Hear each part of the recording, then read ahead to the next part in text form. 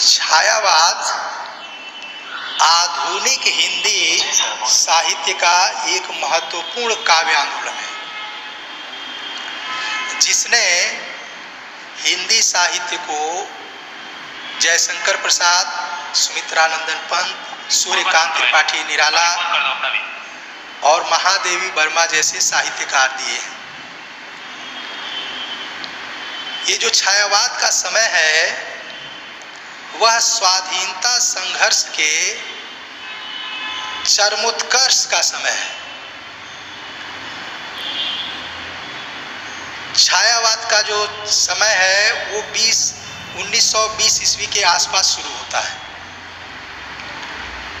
और यही समय है जब भारतीय स्वाधीनता संघर्ष में महात्मा गांधी का आगमन होता है। दक्षिण अफ्रीका से महात्मा गांधी 1915-16 में वापस आते हैं और धीरे धीरे स्वाधीनता संघर्ष का नेतृत्व महात्मा गांधी के हाथ में आ जाता है। महात्मा गांधी के पहले स्वाधीनता संघर्ष कुछ पढ़े लिखे लोगों, कुछ पूंजीपतियों, कुछ वकीलों, कुछ अध्यापकों, कुछ शहरों में चलने वाला स्वाधीनता संघर्ष था, लेकिन महात्मा गांधी ने उसको आम जनजीवन के साथ जोड़ दिया। उस स्वाधीनता संघर्ष को व्यापकता प्रदान की है महात्मा गांधी ने। तो आम जनता में जो वो स्वाधीनता की ललक है उसका प्रभाव उस समय की कविता पर पड़ा है। डॉक्टर नामवर सिंह ने राष्ट्रीय जागरण की काव्यात्मक अभिव्यक्ति कहा है छायावाद को। यह तो उसकी एक राजनीतिक पृष्ठभूमि हुई कि स्वाधीनता संघर्ष का जो दौर था उसमें लोगों के जो भाव थे वो तत्कालीन कविता में व्यक्त हुए हैं।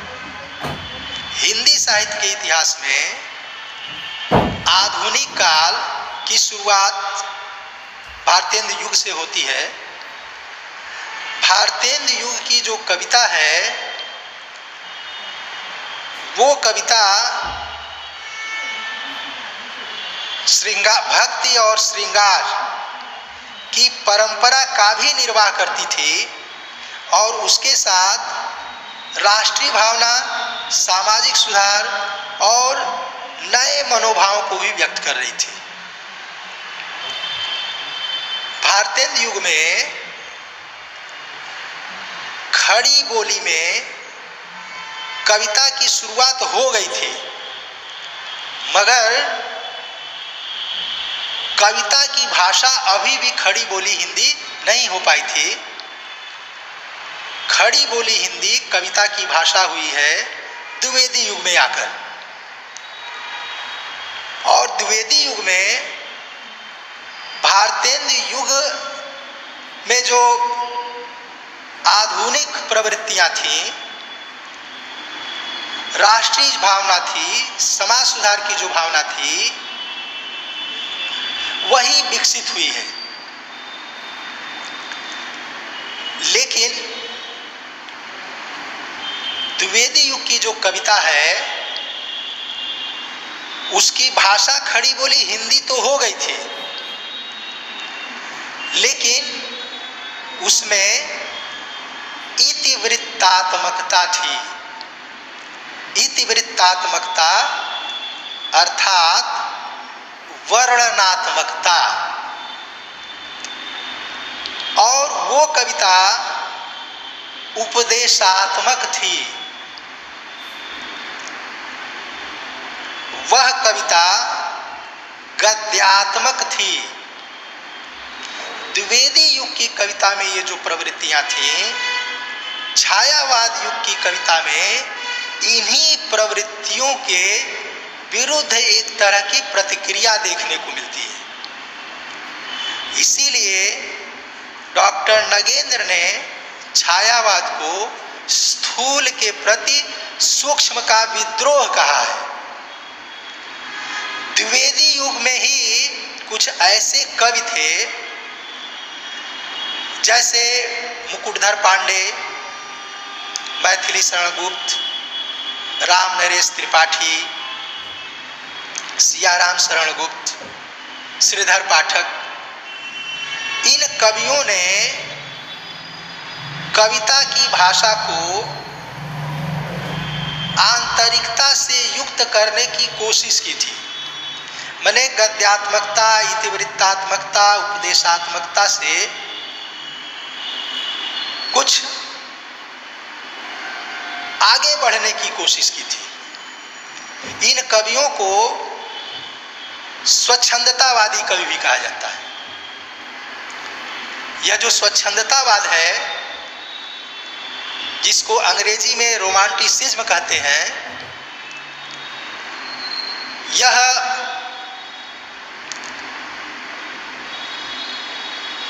इंग्लैंड में, जापान नहीं, जर्मनी में, फ्रांस में चलने वाला आंदोलन था, जिसमें फ्रांसीसी क्रांति के जो सूत्र थे, स्वतंत्रता, समानता और बंधुत्व, उसकी प्रेरणा थी। जो ब्रिटेन में स्वच्छंदतावाद की शुरुआत हुई थी, वह कला और साहित्य की रूढ़ियों के विरुद्ध विद्रोह के रूप में हुई थी। जर्मनी में उसमें राष्ट्रीय भावना थी। फ्रांस में राजनीतिक विद्रोह के तौर पर वह सामने आई थी। उस कविता में वैयक्तिकता थी, अनुभूति प्रवणता थी, प्रकृति प्रेम था, अतीत की स्मृति थी, राष्ट्रीय भावना थी और रहस्यवादिता थी। हिंदी साहित्य में कुछ कला के स्तर पर, मैंने शिल्प पक्ष, कविता के शिल्प पक्ष में भी कुछ प्रयोग हुए थे। आधुनिक हिंदी कविता में जो छायावाद है, उस पर उसका प्रभाव पड़ा था।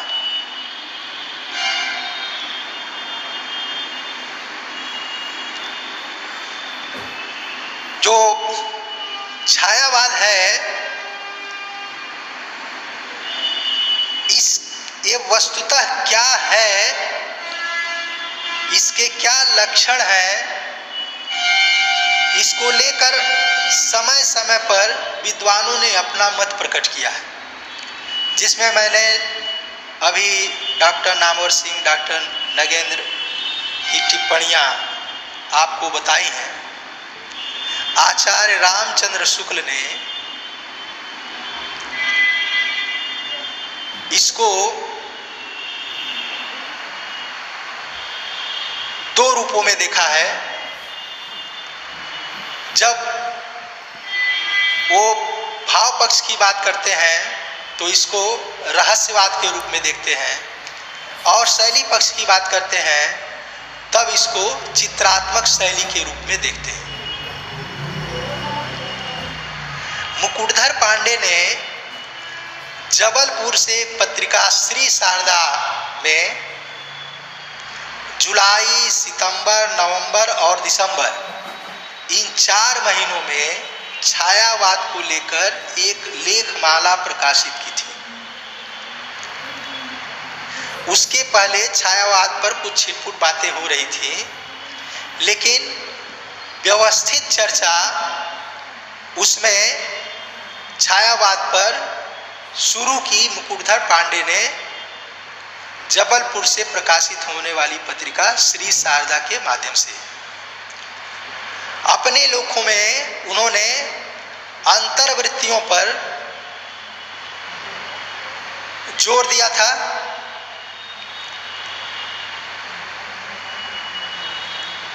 हजारी प्रसाद द्विवेदी ने इस छायावाद में आध्यात्मिकता की प्रधानता देखी। आचार्य महावीर, आवाज क्लियर नहीं आ रही सर। सर आज आवाज क्लियर नहीं आ रही है कुछ। अच्छा, आचार्य महावीर प्रसाद द्विवेदी ने, अब आ रही है? अब आ रही है सर। आचार्य महावीर प्रसाद द्विवेदी ने ये कहा कि छायावाद से लोगों का क्या आशय है यह समझ में नहीं आता है। शायद कविता में भावों की छाया कहीं अन्यत्र जाकर पड़े तो उसको छायावाद कहते हैं।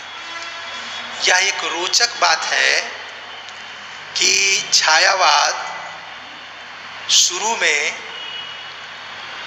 कुछ मजाक के तौर पर इस्तेमाल किया गया, लेकिन आगे चलकर यही नाम उस समय की कविता के लिए रूढ़ हो गया और उस समय की कविता को छायावाद कहा जाने लगा।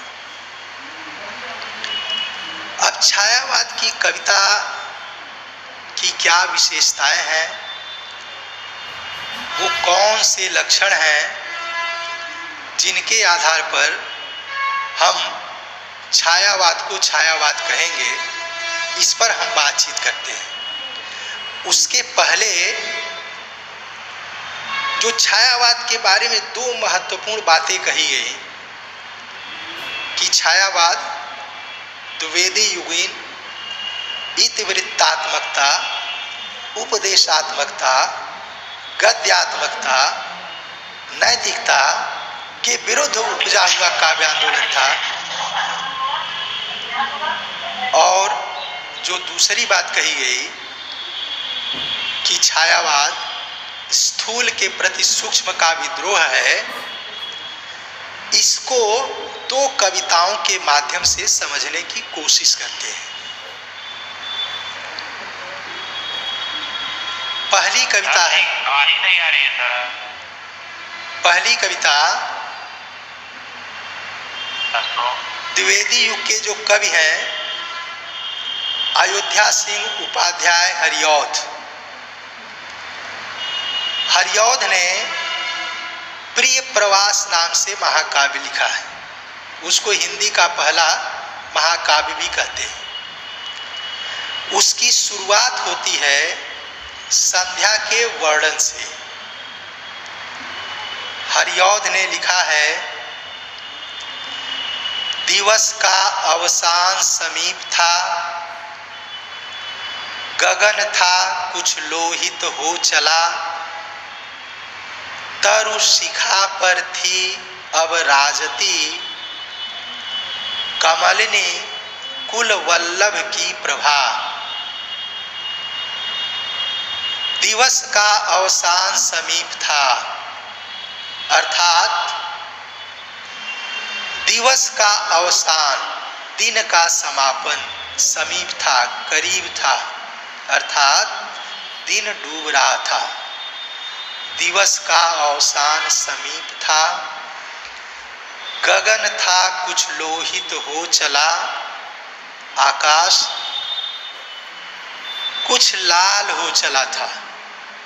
सूर्य जब डूबता है तब भी, सूर्य जब उगता है तब भी, और जब डूबता है तब भी आकाश में लालिमा छा जाती है। दिवस का अवसान समीप था, गगन था कुछ लोहित हो चला, तरु शिखा पर थी अब राजती। तरु शिखा वृक्षों की चोटियों पर थी, अब राजती सुशोभित हो रही थी। कमलिनी कुल वल्लभ की प्रभा, कमलिनियों के कुल के वल्लभ अर्थात सूर्य। कमल जब खिलता है, सूर्य जब उगता है तब कमल खिलता है। सूर्य जब डूबता है तो उसकी पंखुड़ियां बंद हो जाती हैं। इसीलिए सूर्य को कमलिनियों के कुल के वल्लभ, कमलिनियों के कुल के स्वामी के रूप में कहा गया है। तरु शिखा पर थी अब राजती, कमलिनी कुल वल्लभ की प्रभा, अर्थात वृक्षों की चोटियों पर अब सुशोभित हो रही थी कमलिनी कुल वल्लभ की प्रभा, सूर्य की किरणें कमलिनियों के कुल के वल्लभ की प्रभा अर्थात सूर्य की किरणें वृक्षों की चोटियों पर सुशोभित हो रही थी।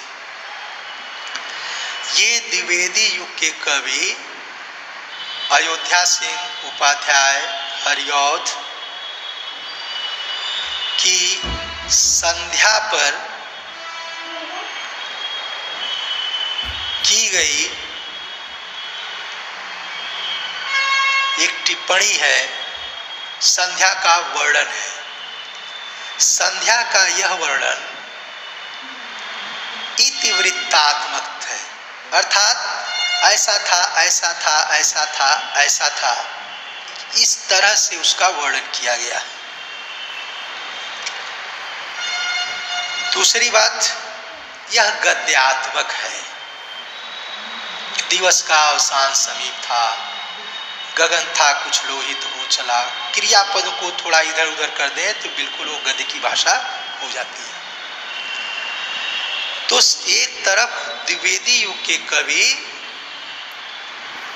अयोध्या सिंह उपाध्याय हरिऔध हैं, जिन्होंने संध्या का वर्णन इस रूप में किया है। दूसरी ओर छायावाद के कवि हैं सूर्यकांत त्रिपाठी निराला। निराला ने संध्या का वर्णन किया है और शीर्षक है संध्या सुंदरी। कविता की शुरुआत होती है, दिवसावसान का समय मेघमय आसमान से उतर रही है वह संध्या सुंदरी परी सी धीरे धीरे धीरे। दिवसावसान का समय बिल्कुल हरिऔध की ही पंक्ति है, वही बात है। हरिऔध लिखते हैं कि दिवस का अवसान समीप था, और वही निराला लिखते हैं कि दिवसावसान का समय। अभी कभी यह नहीं कह रहा कि था, मानो हरिऔध ने एक दृश्य देखा और उसका वर्णन किया, जबकि निराला दृश्य देख रहे हैं और उसका वर्णन कर रहे हैं। दिवसावसान का समय मेघमय आसमान से उतर रही है वह संध्या सुंदरी परी सी धीरे धीरे धीरे। निराला कहते हैं कि मेघमय आसमान से, वो आसमान कैसा है? मेघमय है, बादलों से युक्त है वह आसमान, और उस आसमान से मानो उतर रही है संध्या। संध्या सुंदरी, संध्या रूपी सुंदरी उतर रही है। कैसी? परी सी, जैसे आकाश से परियां उतरती हैं, वैसे संध्या मानो आकाश से धरती पर उतर रही है, धीरे धीरे धीरे। निराला जब यह वर्णन करते हैं तो पूरा एक चित्र खड़ा होता है, मानो यह वर्णन निराला अपनी आंखों के सामने देख रहे हैं और उस होती हुई संध्या का वर्णन कर रहे हैं। हम सब अनुभव से जानते हैं कि संध्या अचानक नहीं हो जाती है, होते होते संध्या होती है। यह संध्या का काव्यात्मक वर्णन है, यह संध्या का सूक्ष्म वर्णन है, जिसमें केवल मोटी मोटी बातें नहीं कह दी गई हैं, इसमें आंतरिकता पर बल दिया गया है।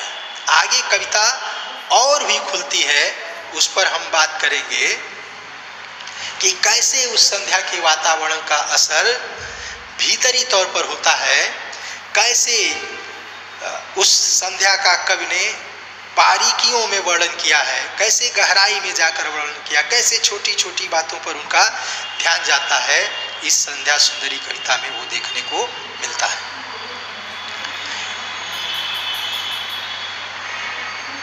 जो छायावाद है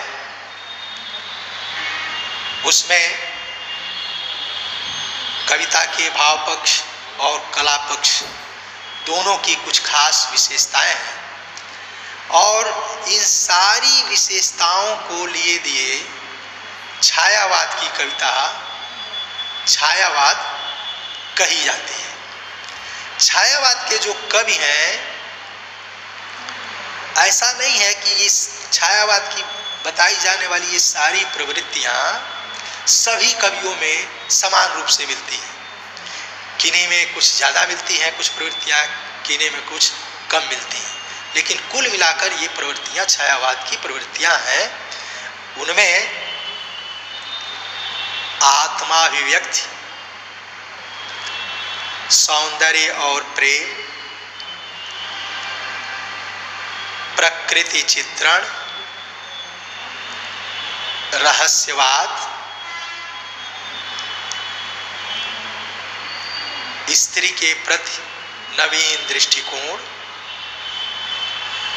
रूढ़ विद्रोह, राष्ट्रीय भावना,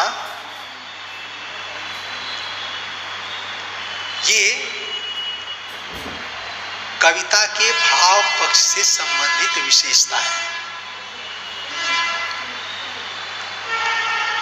उसके कला पक्ष से संबंधित विशेषताएं हैं।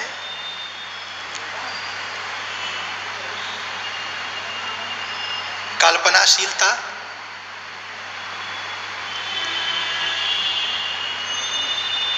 चित्रात्मकता, नादात्मकता जिसको ध्वनि सौंदर्य कहते हैं, लाक्षणिकता, प्रगीतात्मकता, प्रतीकात्मकता, संगीतात्मकता, और छायावाद में ही मुक्त छंद का प्रयोग सामने आता है, जो निराला की देन है हिंदी कविता को। और छायावाद में कुछ नए अलंकारों का प्रयोग होता है बहुतायत में, जिसमें मानवीकरण, विरोधाभास और विशेषण विपर्यय, ये अलंकार मुख्य तौर पर आते हैं। निराला, जयशंकर प्रसाद और सुमित्रानंदन पंत की कविताओं को पढ़ते हुए हम इन सारी विशेषताओं पर बातचीत करेंगे। ये जो संध्या सुंदरी कविता है, यह प्रकृति का जीवंत वर्णन यहाँ है। कविता की शुरुआत ही प्रकृति के सजीव वर्णन के साथ हो रही है, और इसका चित्रात्मक वर्णन है, चित्रात्मकता।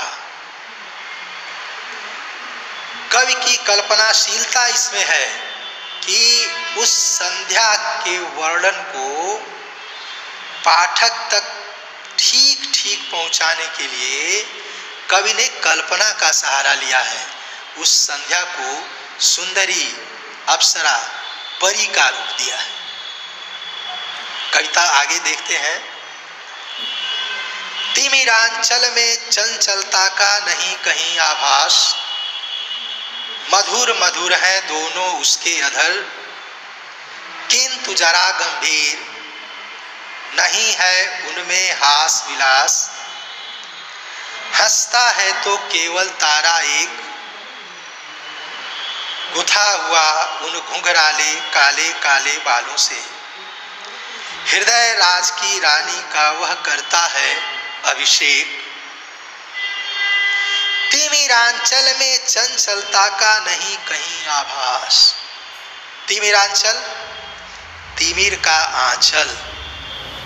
चूंकि कवि ने संध्या को सुंदरी के रूप में चित्रित किया है, इसलिए वो सुंदरी जो परी सी है वो साड़ी पहने हुए है और साड़ी का आंचल है, तो आंचल मानो तिमिर, अंधेरे का ही आंचल है, अंधेरा ही, अंधेरे की ही वो साड़ी पहन रखी है। तिमिरांचल में चंचलता का नहीं कहीं आभास। वातावरण में, उस अंधेरे में कहीं कोई चंचलता नहीं है। ऐसा नहीं है कि अचानक बिजली चमक रही है और वो अंधेरा छट रहा है। चंचलता का कोई आभास नहीं है। वो अंधेरा एक तरह से बराबर बना हुआ है। मधुर मधुर हैं दोनों उसके अधर, उस सुंदरी के दोनों अधर, अधरोष्ठ जिसको कहते हैं, नीचे और ऊपर दोनों अधर, कवि कहता है कि मधुर मधुर हैं। अब संध्या के दोनों अधर मधुर मधुर हैं। संध्या दिन और रात की संधि बेला होती है। यहाँ संध्या के ठीक पहले और ठीक बाद की स्थिति के लिए कवि कहता है कि मधुर मधुर हैं दोनों उसके अधर। मैंने संध्या के ठीक पहले की स्थिति भी मधुर है और ठीक बाद की स्थिति भी मधुर है, कोमल है, सुखमय है, आनंददायी है। मधुर मधुर है दोनों उसके अधर, किंतु जरा गंभीर नहीं है उनमें हास विलास। लेकिन उसमें एक गंभीरता बनी हुई है, वो कोई अट्टहास नहीं कर रही है। मैंने संध्या के पहले और संध्या के बाद कोई बड़ा परिवर्तन नहीं हो रहा है। अचानक संध्या को प्रभावित कर देने वाली कोई स्थिति पैदा नहीं हो रही है। तो मधुर मधुर है दोनों उसके अधर, किंतु जरा गंभीर नहीं है उनमें हास विलास। हंसता है तो केवल तारा एक। मैंने पहले कहा कि कोई बिजली नहीं चमक रही है, कुछ नया घटित नहीं हो रहा है। इसलिए संध्या के ठीक पहले की स्थिति और संध्या के ठीक बाद की स्थिति दोनों आनंददायी हैं, सुखमय हैं, मधुर हैं। हंसता है तो केवल तारा एक। कवि कह रहा है कि अगर कोई हंसता हुआ दिख रहा है, प्रसन्न कोई दिख रहा है, तो वो केवल एक तारा है। वो तारा कौन है? गुथा हुआ उन घुंघराले काले काले बालों से हृदय राज की रानी का वह करता है अभिषेक। कि जब शाम होती है तो सबसे पहले आकाश में एक तारा उगता है। उसको कोई शुक्र तारा कहता है, कोई भोर का तारा कहता है, कोई ध्रुव तारा कहता है। वो सबसे पहले उगता है, सबसे बाद तक रहता है, सबसे ज़्यादा चमकता है।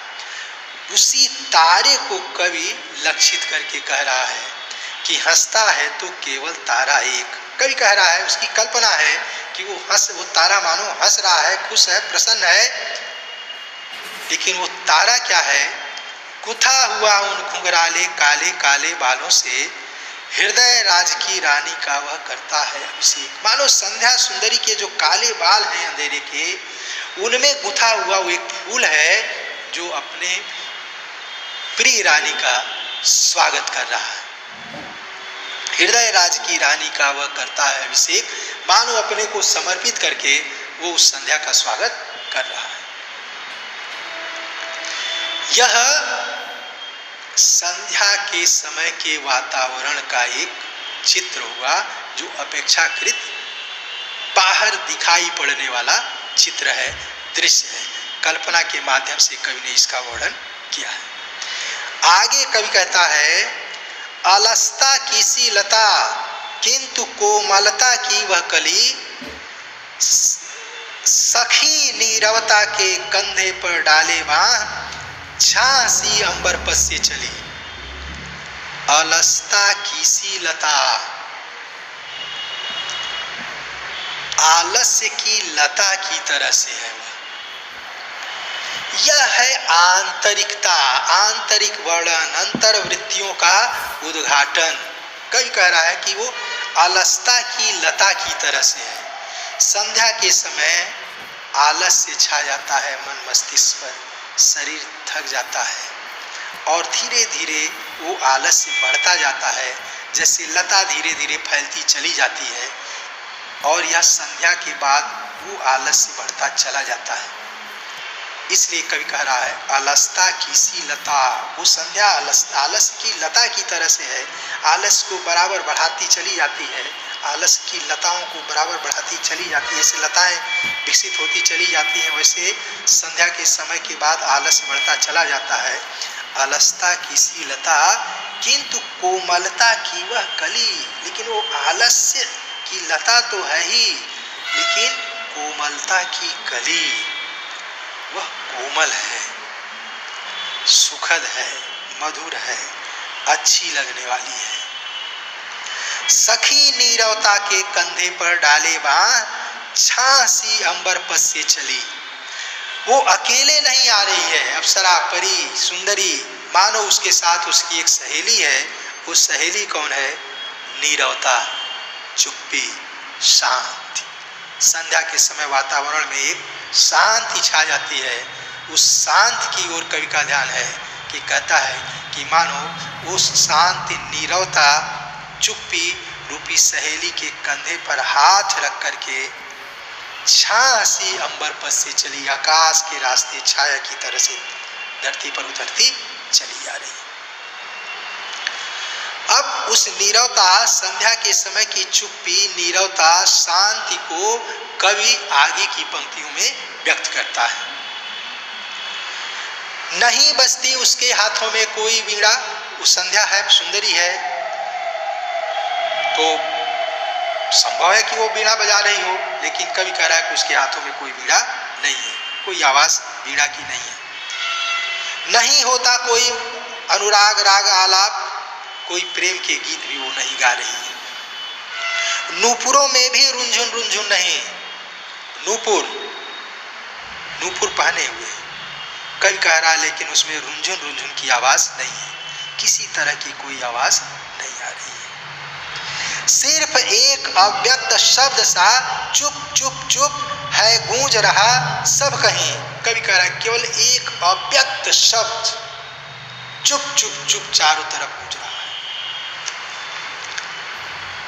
अभी मैंने जो छायावाद की विशेषताओं के बारे में बताया है, उसमें यह बताया कि छायावाद की कला संबंधी जो विशेषताएं हैं, उसमें एक विशेषता यह है कि छायावादी कवियों ने कुछ नए अलंकारों का इस्तेमाल किया है, जिसमें मानवीकरण अलंकार ने लगातार संध्या को सुंदरी के रूप में कवि चित्रित कर रहा है, वहाँ मानवीकरण अलंकार है।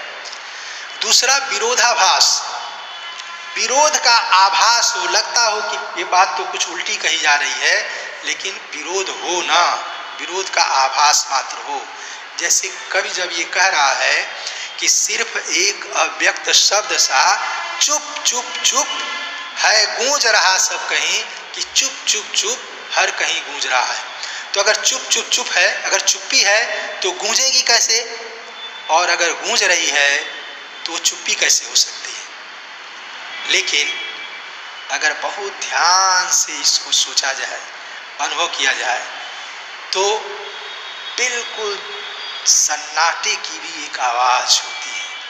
सन्नाटा भी गूंजता है, साए साए गूंजता है, सन्नाटा भी गूंजता है, चुप्पी की भी एक आवाज होती है। उसी चुप्पी को, घनी चुप्पी को, शांति को व्यक्त करने के लिए कवि कह रहा है सिर्फ एक अव्यक्त शब्द सा चुप चुप चुप है गूंज रहा सब कहीं, हर जगह वो शांति व्याप्त है। अब कहाँ कहाँ वो शांति व्याप्त है, पूरी सृष्टि में वो शांति व्याप्त है। कवि इसकी ओर आगे संकेत कर रहा है। व्योम मंडल में, जगती तल में, सोती शांत सरोवर पर, उस अमल कमलिनी दल में, सौंदर्य गर्विता सरिता के अति विस्तृत वक्षस्थल में, धीर वीर गंभीर शिखर पर, हिमगिर अटल अचल में, उत्ताल तरंगाघात प्रलयघन गर्जन जलधि प्रबल में, क्षिति में, जल में, नभ में, अनिल अनल में सिर्फ एक अव्यक्त शब्द सा चुप चुप चुप है, गूंज रहा सब कहीं, और क्या है कुछ नहीं। वो चुप्पी, वो शांति कहाँ कहाँ व्याप्त है? व्योम मंडल में, आकाश मंडल में, जगती तल में, संसार में, पूरी धरती पर। सोती शांत सरोवर पर, उस अमल कमलिनी दल में, शांत सरोवर पर शाम के समय तालाब की लहरें भी शांत हो जाती हैं, मानो तालाब की शांत लहरों पर सो रही कमलिनी में भी वो शांत व्याप्त है, क्योंकि संध्या के समय कमल की पंखुड़ियां बंद हो जाती हैं तो वहाँ भंवरों के गुंजार भी नहीं होते हैं, तो वहाँ भी शांति व्याप्त है। सौंदर्य गर्विता सरिता के अति विस्तृत वक्षस्थल में, अपने सौंदर्य से गर्वित नदी के विस्तृत वक्षस्थल में, अर्थात नदी की लहरें भी शांत हो चुकी हैं। कवि कह रहा वहाँ भी शांति व्याप्त है। अपने सौंदर्य के गर्व से गर्वित नदी के वक्षस्थल पर, विस्तृत वक्षस्थल पर भी वो शांति व्याप्त है। धीर वीर गंभीर शिखर पर, हिमगिरी अटल अचल में, धीरता वीरता और गंभीरता के प्रतीक अटल और अचल हिमगिर पर्वत के शिखर पर भी वो शांति व्याप्त है। उत्ताल तरंगाघात प्रलय घन गर्जन जलधि प्रबल में, उत्ताल तरंगों के आघात से, ऊंची ऊंची लहरों के आघात से, मानो प्रलय मचा देने वाली लहरों की आघात से गर्जना करने वाली, तेज गर्जना करने वाला जो सागर है, उस सागर पर भी वो शांत व्याप्त है। मैंने शाम के समय ऊंची ऊंची उठने वाली सागर की लहरें भी शांत हो जाती हैं, वहां भी वो शांत व्याप्त है। क्षिति में, जल में, नभ में, अनिल अनल में सिर्फ एक अव्यक्त शब्द सा चुप चुप चुप है, गूंज रहा सब कहीं, और क्या है कुछ नहीं। कवि सबका नाम लेता है, सब गिनाता है कि व्योम मंडल में, आकाश मंडल में, जगती तल में, पृथ्वी तल पर, सोती शांत सरोवर पर, उस अमल कमलिनी दल में, शांत सरोवर पर चुपचाप लेटी हुई कमलिनी के दल में भी वो शांति व्याप्त है। सारे कमलों पर वो शांति व्याप्त है। अपने सौंदर्य के गर्व से गर्वित नदी की लहरें भी शांत है, उसके विस्तृत वक्षस्थल पर शांति है। धीरता वीरता गंभीरता के प्रतीक अटल और अचल पर्वत के शिखर पर भी वो शांति व्याप्त है, और अपने लहरों से, प्रलयंकारी लहरों से, घनी गर्जना करने वाली लहरों से युक्त जो सागर होता है, वहाँ भी शांति व्याप्त है। ताज सागर की लहरें भी शांत हैं संध्या के समय। कवि इन सारे वर्णों के बाद यह कहता है, क्षिति में, जल में, नभ में, अनिल अनल में। क्षिति में पृथ्वी, जल में नभ आकाश, अनिल हवा, अनल आग। ध्यान दिया जाना चाहिए कि पूरी सृष्टि के बारे में कहा जाता है कि सृष्टि इन्हीं 5 तत्वों से मिलकर बनी है, चित्त जल पावक गगन समीर। कवि कहना चाहता है कि पूरी सृष्टि में वो शांति व्याप्त है।